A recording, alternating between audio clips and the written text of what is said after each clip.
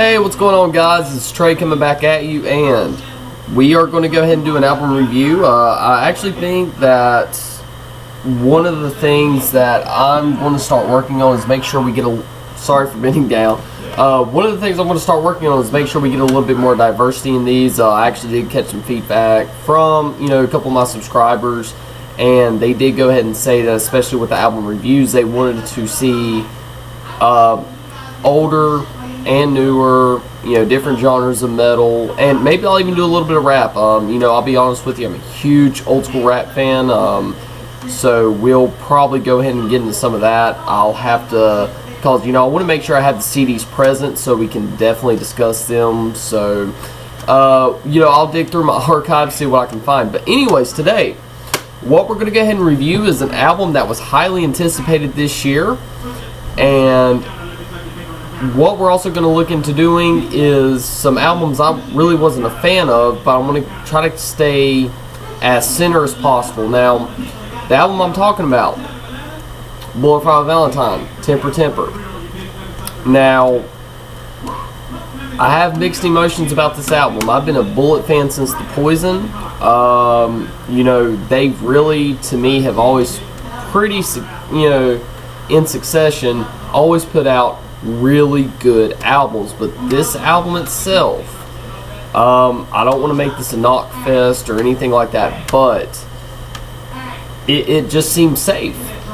I've read a couple reviews out of Metal Hammer and Revolver whenever they were interviewing the band, Matt Tuck, Moose, everybody else in there, and it just seemed like the album itself was a little too rushed. It felt safe. It felt like, let's go ahead and get an album out there to hold our fans over. And maybe that's the case. Now, I know that Matt Tuck was, definitely really heavily involved with Axe Wound, which, if you guys don't know, is actually the band he plays with now. Well, he's still with Bullet, but he's playing with Axe Wound, and Axe Wound's actually a fantastic fucking band.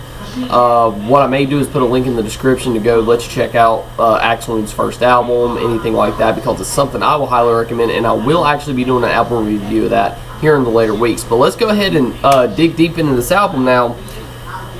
One of the things that I can honestly say I really enjoyed about this album was that, musically, it was very solid.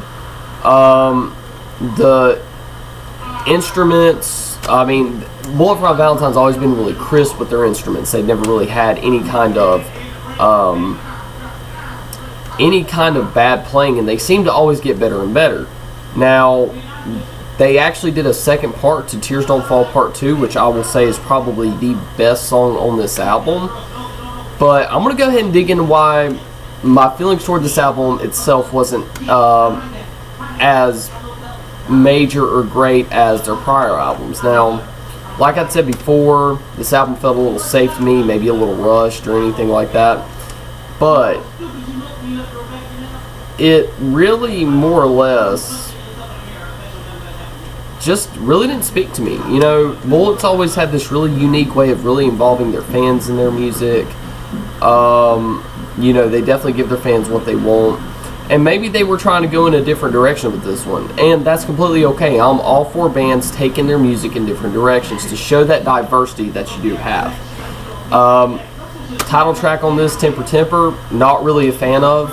I think they were trying to move away from that, metalcore screaming type sound to go more like a rock sound. Which, hey, if you want to do that, that's fine. But with bands that did that, kind of like Avenged Sevenfold, bands like that, they eased into it.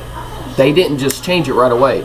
They're coming off of, Scream, like Poison, Scream Aim Fire, Fever. They're coming off these albums where, the styles were very similar between all their albums, and then it was a drastic change with this one.